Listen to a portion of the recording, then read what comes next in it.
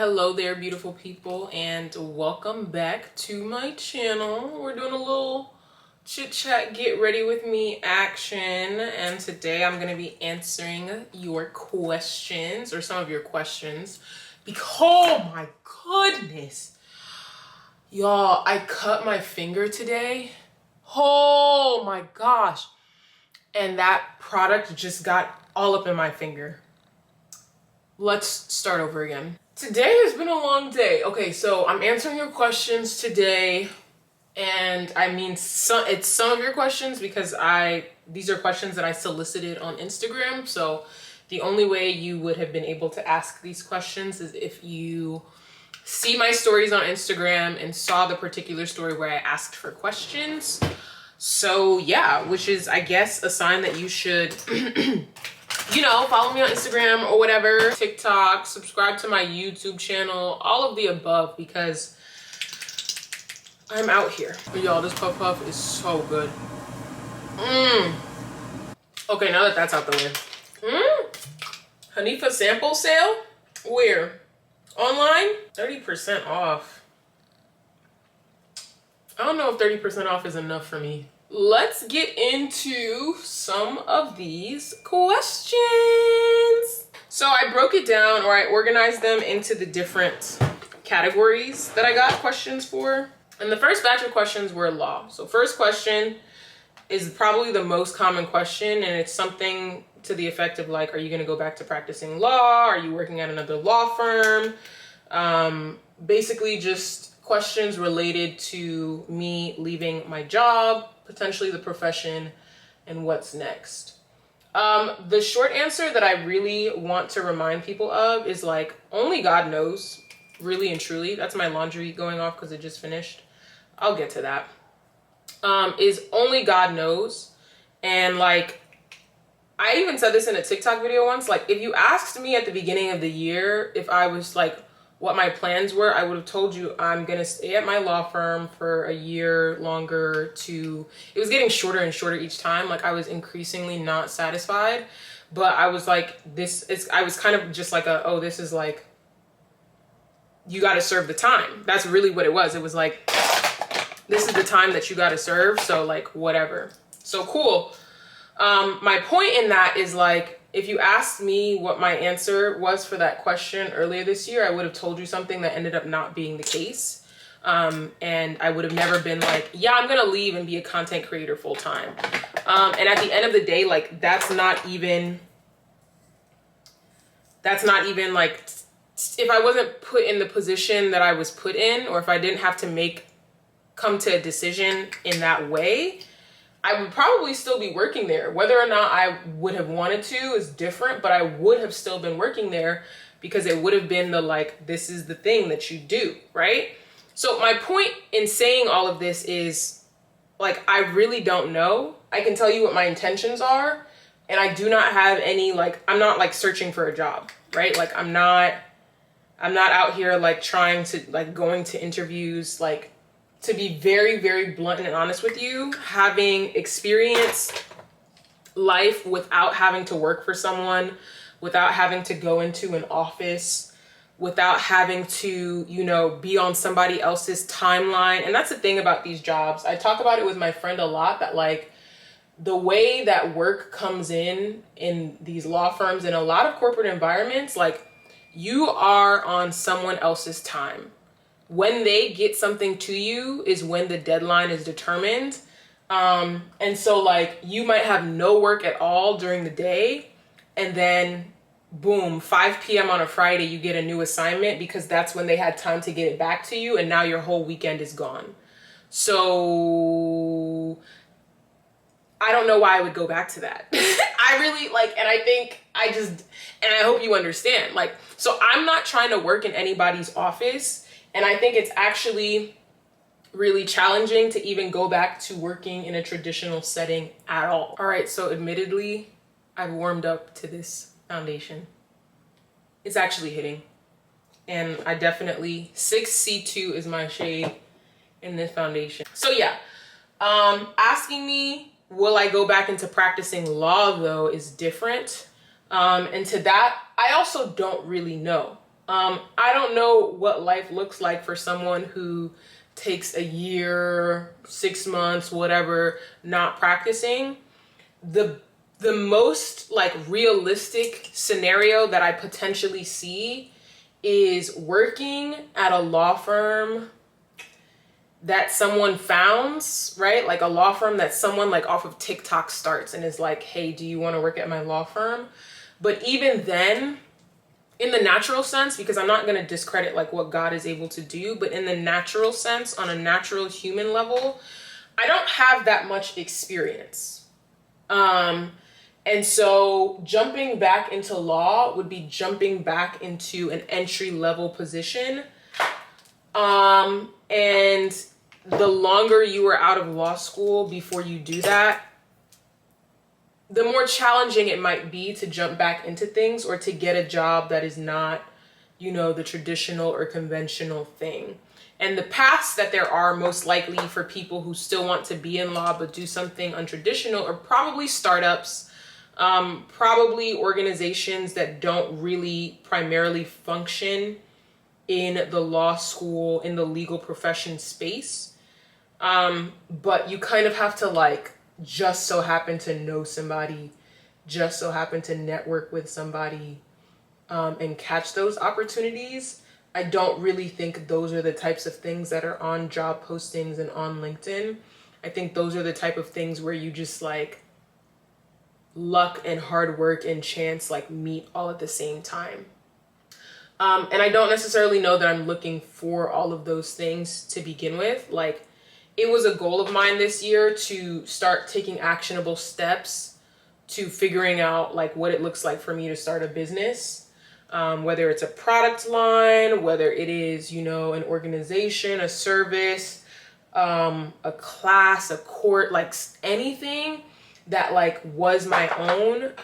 The short answer is I don't know if I'm done practicing law. I am not at a place where I like miss it. So maybe that's your answer.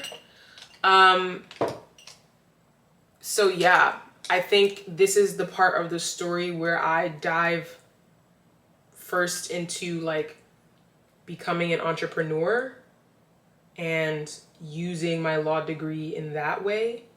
And I don't mean like necessarily reading my own contracts. I mean like by simply being an educated person, like that is how I'm able to like use my JD, by being someone who has knowledge and who is just like, I don't know how to say it, but yeah, like I think people just think like that using a JD means you have to be in a courtroom or you have to be in a boardroom negotiating over a contract. And it's like, no, it's made me smarter. I gained knowledge for sure. Like I feel the impact of going to law school on my, just like the way I think and the way I'm able to understand things happening in society. There are a lot of people who go into law, who are in law school, who know that they do not want to practice forever. That I can tell you is a fact. So I just got to it a little bit sooner than some folks. That's what I'm gonna tell you. I just got to it a little bit sooner. Was majoring in sociology beneficial? To me, yes. I love sociology. Like, I really do. And I love it because it is so applicable in so many different contexts. Like sociology is really the study of social interactions. It is the study of why things are the way they are in society. So like you really, there's no like everybody could benefit from studying sociology in some way because it just gives you language and the lens to explain the things that you already see. Like there's education sociology, there's business sociology, there's economic sociology, there's housing sociology, there's relational sociology, there's family sociology. Like sociology, literally the way communities, you know, function, operate, all of those things, conversations that we low-key have on a day-to-day basis will fall under the umbrella of sociology without people even really like knowing it. So yeah, I think it was beneficial because you just see the world. Like you just are able to discuss the world that you see and to explain it and to account for it and to make decisions based on that. So I say, yeah, it was beneficial. And it was not only was it beneficial, but I enjoyed it, and that's what makes it worthwhile. Back to Big Law. Someone said adjustment after Big Law. How am I doing? I'm doing great. I feel great. I've still maintained discipline. I just feel like I've gotten over the hump of caring what other people think of me. There was a long period of time where it was like I was the talk of the town. And I think that has died down, which is such a huge relief because I just hated that feeling. Like there was a time where I met someone and I told them that I was an influencer, and then they asked me like how I met someone, and I was like, oh, we were both at Columbia, I was at law school, they were at a different school, and they were like, oh, and you're an influencer. Did you hear about that person who got fired from her job for like being an influencer? And I was like, that was me, and I didn't get fired, but okay. Overall, I would say I'm doing like really, really great. Like I'm gearing up for travel. Like I feel like I'm really just exploring what it means to be a human being outside of like the job that I have. Even though it's funny because now the job that I have is like quite literally my entire life. But what I mean is, for me, it is so challenging. I feel like a lot of my identity online was about doing both, the girl who can do both, being a blogger, while in, you know, day in the life of a big law attorney, even if it had nothing to do, not day in the life of a big law attorney, big law associate, even if the vlog had nothing to do with work, like even if my weekend vlog had nothing to do with work, like that was just the thing, and that was what got people interested. And so I struggle right now, or have been, I'm trying to get over the struggle of feeling like I need something. I need some lofty title, some job. Like I struggle with feeling like content creation is a legitimate job. And whether or not I think it's legitimate, it's fully paying the bills. So it's like, girl, I need to get over that. But you know, like before there used to be I'm a teacher, I'm a law student, I work at a law firm, and now I'm a digital content creator and I'm an influencer, and to me that just doesn't feel real. And this is what I mean when people are like, oh, how did I'm like, people think that like because I'm Nigerian, like my family or my mom like wanted me to do, you know, be the lawyer or whatever, and I'm just like, let me be very clear. There is no one who puts pressure on me the way I put pressure on me. There is no one who can make me feel like I'm not doing enough more than I can. Dang, we're kind of getting a little deep. I really, really have to like combat that in the wake of my transition away from big law. And the way that the job functions is that so much of that job is meant to make you feel like that job is your life, or that big law is your life. And so like, I feel like a lot of people, not just me, when they leave that job, that environment, struggle with feeling like they are doing enough, or that they are enough, or that, you know, there's more to it if they don't have that job. So that's where I've been. And I feel like it has kind of caused me to rush into some circumstances, into some opportunities, out of feeling like, oh, great, like this is the thing that I can do. And it really is just like, I need to just do some soul searching and some prayer to like really, really like internalize that, like, if this is where God wants me to be, then that is more than enough. Yeah, I'm not gonna lie, that low-key caught me off guard. I didn't realize we were getting deep. Someone asked what my funniest law school experience was, and I'm not gonna lie to you, I don't recall any funny experiences. Law school wasn't really that funny. And I don't mean that to be rude, but like, again, I said this multiple times, I went to law school in the middle of a panoramic. I went to law school in the middle of a pandemic. Nothing about that was fun or funny. I had my first breakup in law school. Nothing about that was fun or funny. So yeah. But yeah, nothing about law school was really fun or funny. And if it was, the moments in particular, I don't really recall them. Someone said if you could, this is probably the last law related question I'll answer. Someone said if you could go back, would you still do law? Absolutely yes. The thing is, I don't really see anything else for me for that. Like, I did not see anything else for me, and at that, before law school, and at that particular moment in time, or at this particular moment in time, looking back, I still don't see anything else for me at that time. Like, I would still choose law for me, and still go to law school. Let's move on to some of the content creation questions that folks ask. Someone said, why did you become an influencer? And there is no why, there's only how, which is great, because the other question that someone asked was, how did you become an influencer? And I say that there's no why, it's because I didn't do it intentionally. And I feel like there's a reason for doing something when you actively are seeking to do something, and I was not seeking to become an influencer. So there's no like why, but how, I fell into it. And I feel like a lot of people fall into it, right? Like, you can decide to create content. So why did I create content? I'm extra. I'm extra, and I took pictures of my outfits after church and post them on Instagram. I love to dress up. I've always loved to dress up. I felt like when I went away to college, there was no culture of dressing up. Like, casual outfits of mine were overdressed. And my overdressed outfits were just like almost always over the top. And I missed New York, and I missed that energy, and going to church on Sundays was like, you can bring the full-blown energy, like, come pop out, like, let me see you pop out. So when I moved back home, and I've posted about this before on TikTok, on all that stuff, but when I moved back home, started posting, and I don't need the eyeliner to be that great, because again, I'm not going anywhere.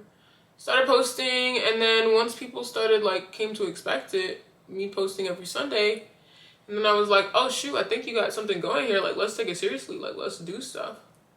And so that pretty much was it. Like, that was it. I fell into it. I fell into it by posting consistently, and I posted consistently because I was extra and liked to dress up.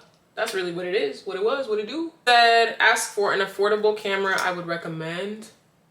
Your phone. It's funny because I actually just had to take a break right now because my camera that I'm filming on overheated and said that it needed a break. So all of that is to say, your phone is going to be your best option. I've had a lot of expensive cameras and I don't use them as much these days. I still will keep them and I love them, but phones are easy. You can carry them around. On social media apps, people feel like, it feels like there's less distance between you and your community or your audience if you are using your phone. And if you decide to use a camera for certain content, you need to be able to deliver high-level content consistently. And I just feel like your phone is the best bet. So in my opinion, I recommend a phone. I can't really recommend an affordable camera because the only cameras that I've had have kind of been expensive. So the Sony ZV-1 comes in at around like $800 to $1,000 depending on the accessories that you get. My DSLR cameras have all kind of been around $1,000 minimum.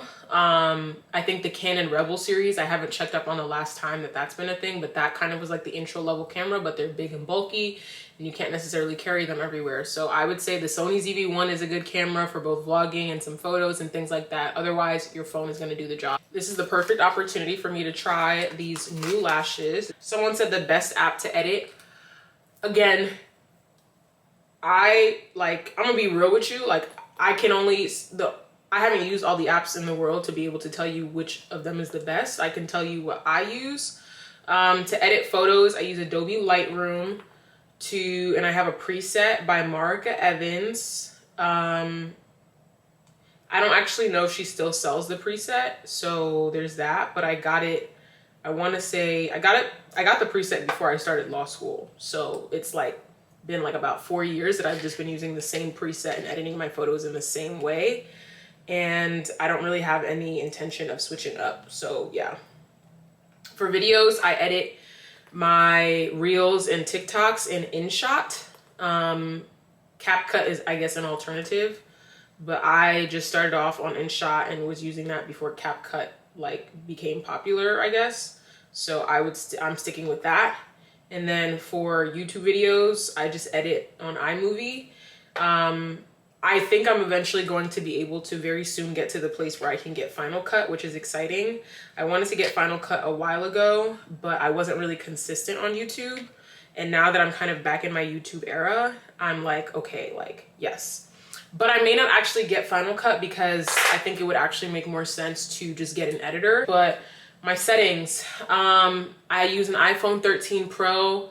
I clean my lens and I turn the exposure up to 0.7 and I film in 4K. But filming in 4K may not honestly even matter because I export my video from InShot at the 1080 30 FPS or whatever, because that's the highest resolution that Instagram can support, and I think even TikTok. So maybe compressing it still keeps it higher quality, but that's all I do. I don't do anything else in particular. Clean your lens, clean your lens, clean your lens, and get a good phone with a good camera. Someone said explain a little bit about the business. That's really vague, I'm not gonna lie to you.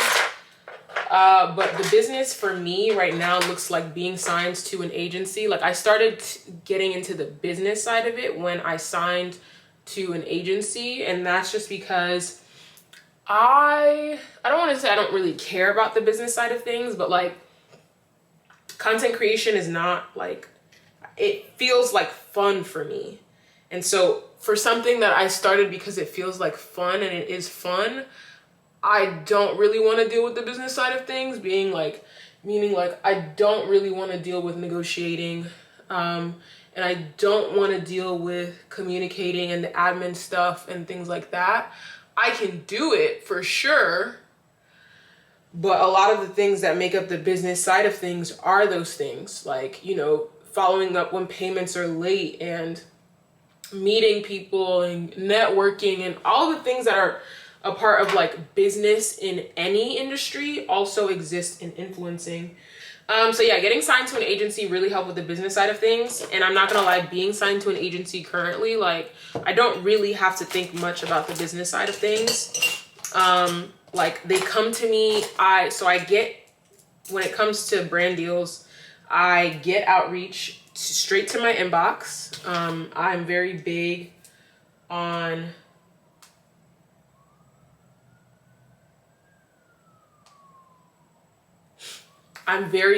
on having access to my inbox and not just forwarding that to someone else to manage it. Like I want to see the opportunities that are coming in myself.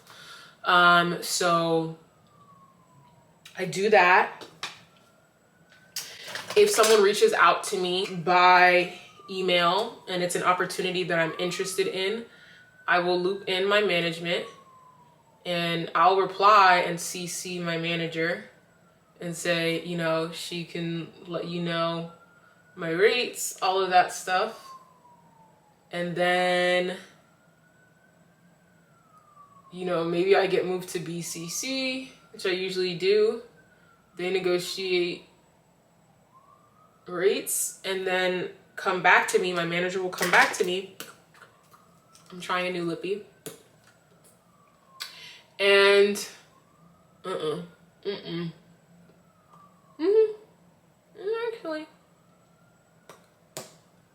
Actually, I just don't really think it goes with the, you know, actually, this is Mario. Think about Mario. And then they come back to me with a rate. And they might say, you know, this is their final offer. They're not budging. They might advise me on whether or not they think it's worth it for me to move forward. Things like that. And I will make a decision on whether or not I accept. And then, you know, we move on to these are the deadlines, the deliverables, whatever. And, you know, I create the content. I submit it for review to the brand. They get back to feedback.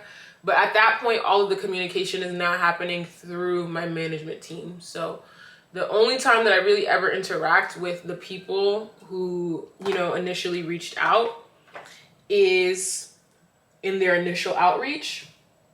After that, I might still get CC'd on emails, but otherwise it might be just coming straight from management. I would say that's the business, I guess. I don't know if there was anything, that question was kind of vague, so I'm kind of just threw out information there. Someone said, how did I manage my content creation while working a 9 to 5? I'm not gonna lie to you, it was manageable in the beginning because my workload actually wasn't that crazy. Like, there were some bursts here and there, but those bursts were never like my actual team. It was like, oh, I got put on a site check or something. I think around the time that I left and that I had that meeting was when they realized that I did not have that much work. And like the thing that a lot of people say about Big Law is like, never ask for more work because the work will always come. So like, I never asked for more work, but that meant that there were many, many, many days when I was going into the office and sitting there because there was quite literally nothing for me to do. And on top of that, I was in a situation where like I was on a case for a client that like people can be cost conscious. And so like sometimes it'll be like, no, like don't come. So, okay, what I will say, the things that I actually did to manage, I changed my wake up time. I was not a 5:30 a.m. girly until I started work, and it became necessary for me to do that. And it became necessary for me to do that because I wanted to have time in the morning to do the things that I needed to do and not be pressed about work. So 5 to like around 8 is when I would do my morning routine, watch the sunrise, go to the gym, and answer emails. Number 2, other things I did not put any pressure on myself to film content during the week. It may not be really easy to remember because I wasn't there for a short amount of time, but I had like scaled back on my content creation because it just like was not feasible. And even then, this is what I mean when I say like the legal profession is all about appearance. There were quite literally days when I had nothing to do, but I still could not make it look like I was post. So I would literally like save when I would post for not work hours. Like I would make sure that I wasn't posting during the day, even if I very much so could have posted during the day, because like I never wanted it to look like I didn't have work, even though I didn't have work, which is crazy. Again, a lot of the legal profession is based on perception. Other things that I did, yes. So for sponsored content, my management knew that because I had a full-time job, I could not be counted to record during the week. So if you as a brand came to me on Monday and said you needed content on Thursday, unless it was for a skincare campaign that I could film in the morning before I went to work and edit on the subway on my way to work, which were also things that I did, you weren't getting the content until at least a weekend had passed. So there always had to be a weekend of buffer time between when I learned about content and when the content was actually due. Additionally, I scaled back on the opportunities that I took. I couldn't go to certain events. It was starting to get to me, but I got invited to events. I couldn't always go. If you're having an event at 4, if you're having an event at 11 a.m., if you're having a lunch, if you're having things like that, I could not go. And eventually I would say that would impact your just like ability to effectively network in the industry. I scaled back on opportunities and events. I took less brand deals. If a brand deal came to me within a number that wasn't low, or if it came to me with an offer that like with a collab that I wasn't excited by, I would turn it down in the hopes of something else coming down the line and being more exciting. I woke up earlier. I made sure that I had weekends in between when I made sure that I only filmed on weekends, and that I wasn't like put in a position where I was required to film during the week, because that would just be too much. I recorded less content and I did less. Morning routines I still did because I was actively doing them, but there were quite literally some days where if I did not have the capacity, I just would not, and I would not show up online, and that would be fine, and I would, whatever. I was very strategic about the days that I did film content, like planning ahead, like, oh, it looks like that day is going to be a busy day or an eventful day. I'm going to film a day in the life on that day. It's not like, oh, I'm going to just film every single day and film every single day in the life. I had to be much more intentional about when I decided to film my content and when I decided to share that with my audience. So yeah, I would say that those are some of the things, but it was still very challenging. It was still very difficult. I feel like I was getting to a place where if I had stayed longer, I would have come to a breaking point. And so that's not to say that, like, yeah, balancing a 9 to 5 in content creation is easy, because I also only did it for 5 months. And I think probably by around the 6-month mark, things were gonna pick up. And I think by like being there for a year, I would have either completely fallen off content creation or completely, not been able to do my job to the best ability. But I didn't get to that point because I never really had that much work while I was at that job. Actually, you know what I'm gonna do? I'm going to film my sponsored content, and then I'm gonna come back and we can probably get unready together or just like chat.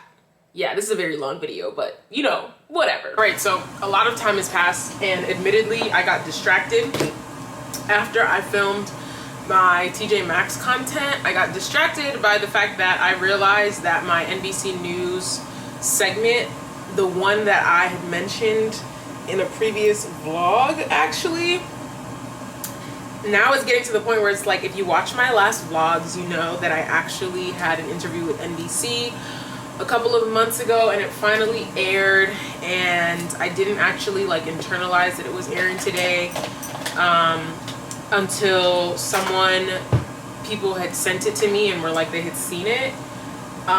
So yeah, and then they sent me the YouTube link to it, so I just watched that. So if you follow me on Instagram again, I posted it on my Instagram stories, yeah, I was on NBC News, and I thought it was only going on their digital platform, but it went on their TV. It was on TV. So let's do the remaining questions. Sorry about this noise that's coming from over here. It is my AC. I had it off the entire time earlier while I was filming because it's so noisy, but I could not keep it off anymore. It was starting to get so hot in my apartment. Okay. We went through all of the law and the content questions, so now it's just gonna be fun. Beauty, fashion, life, and personal are the categories that I have, so I'll pick and choose some highlights, and we'll do some Q&As, every so often, so I'll get to these and some new ones. My most complimented fragrance, hands down, Delina Exclusive. What inspires your style, and who are your style inspirations? Love this question because I have a #1 person that probably is going to shock you, but when I really think about it, I really, really feel like I love her style. Lori Harvey. Lori Harvey is probably at the top of my list. I probably have other style inspirations that aren't necessarily coming to mind right now. Sometimes Sierra, sometimes Kelly Rowland, but a lot of times Lori Harvey and Ryan Destiny are pretty solid style inspirations for me. Lori Harvey wore a dress from the Attico on her birthday, and I quite literally got the exact same dress. It looked so good on her. There are so many things that she wears, so many different ways she wears things. Casual outfits, dressy outfits, sexy and sultry outfits, calm and tomboyish outfits. She kind of does it all, and for that, I think she's kind of my #1 style inspiration at this moment in time. Do I work out every single day? I work out 5 times a week, Monday through Friday. What other habits do I practice? Reading my Bible, trying to drink water, going on walks is really important to me. How do you go about doing things solo when your friends can't? That's a lot of talking to myself and hyping myself up. I do a lot of, and this probably speaks to confidence, first of all, let me be clear. The default state of living for me is alone. Why does this feel like deja vu? I feel like I've had this conversation before. Maybe I didn't post it on YouTube, maybe I did. But the default state of living for me is alone, right? I live alone. When I was in law school, even though I didn't live alone, I was moving alone. I didn't really vibe with my roommates like that. We weren't besties. So I would be in my room alone. I would walk to class alone. I have existed in life and the default state is alone, right?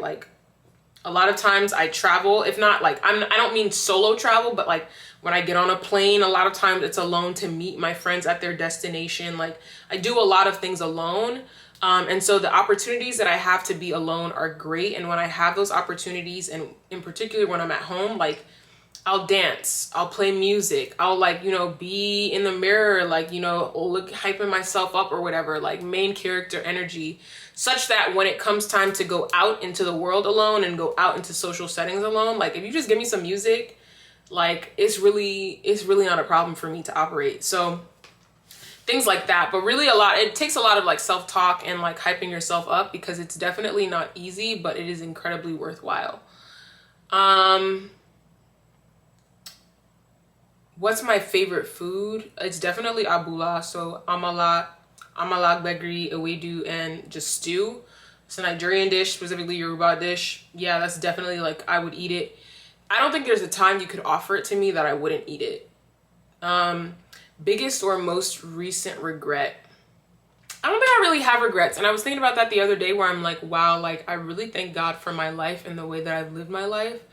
I don't really have regrets, because I genuinely believe that everything that has happened, like God has foreseen it and knew about it. And so like, I don't see a reason to regret it, because everything is constantly working towards like that plan, his plan. And everything can be used and is used for something, for greater good, for God's glory, all of the above. So I don't think like I exist in a place, like if I'm taking a moment to evaluate, I don't think I exist in a place where I like have genuine regrets. So yeah, this sounds like a great place to stop. Sorry this video was like a little bit disorganized.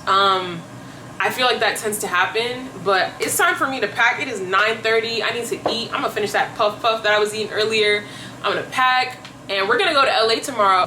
Thank you so much for watching this video. Be sure to like, comment, subscribe. I so appreciate you for watching. And I just want to say I appreciate you for supporting me. Like I really do. I mentioned earlier in this video that I put a lot of pressure on myself, and sometimes that pressure that I put on myself makes it so easy to brush off when people are supportive and when people are giving me my flowers or giving kudos and things like that. Like it makes it incredibly hard for me to internalize when people are applauding me, because like almost nothing ever feels like enough.